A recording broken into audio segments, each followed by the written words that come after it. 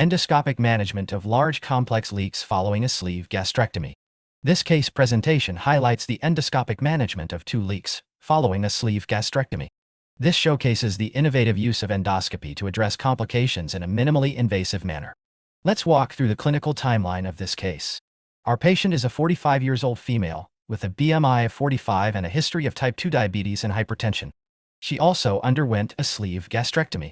On post-op day 12, the patient presented to the emergency room with symptoms of epigastric pain, hematemesis, and fever.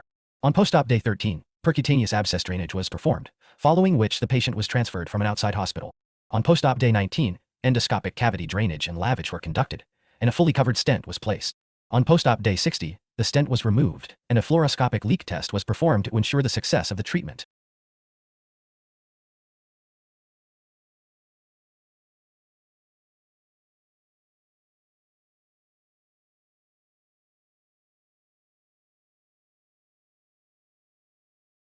Lavage and debridement of the cavity. The first step in addressing this rare complication is thorough cleaning and removal of any infected or necrotic tissue.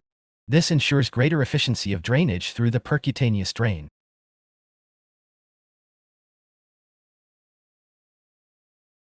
The proximal defect is located approximately 5 centimeters distal to the gastroesophageal junction. Identifying and assessing the extent of this leak is crucial for planning the next steps in the treatment process. Observation of another defect, found in the distal body of the stomach. Multiple leaks present unique challenges and require careful evaluation to ensure all issues are adequately addressed. This extraluminal exploration of the gastrogastric fistula delineates an unusual postoperative anatomy. Post-pyloric fully covered long bariatric stent placement. Placing a stent post-pylorically helps to divert gastric contents away from the leaks while decreasing intragastric pressure.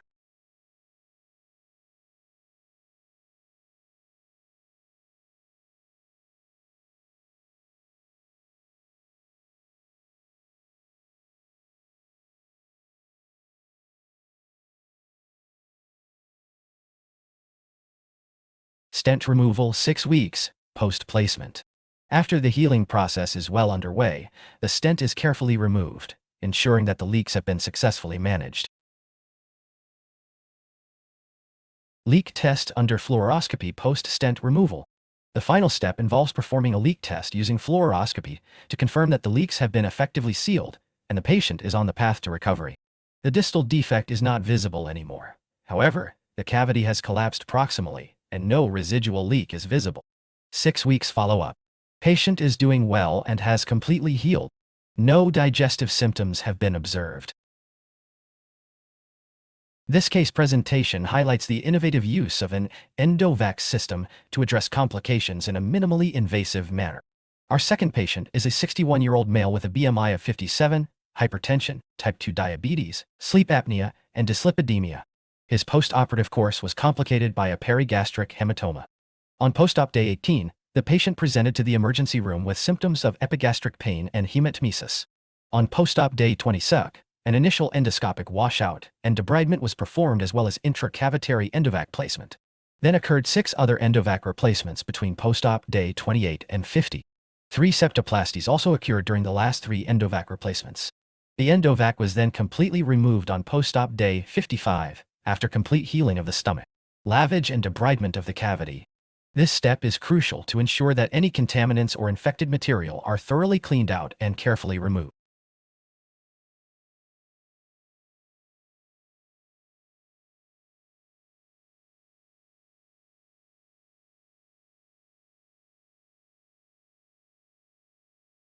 Placement of the endovac.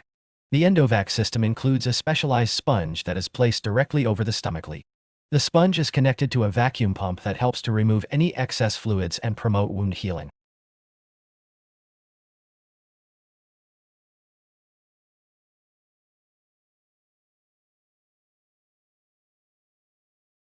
Endovac replacement.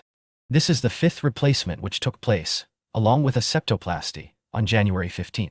The old sponge is gently removed, and a new sponge is placed over the area.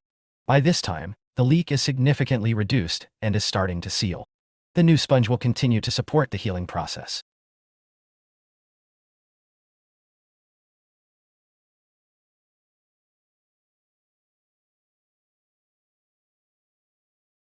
During this septoplasty procedure, the stomach wall is sectioned along with a small amount of surrounding tissue, ensuring that the base of the cavity does not lie lower than the rest of the stomach. The objective is to allow food that enters the area to empty towards the antral region, into the lumen of the stomach.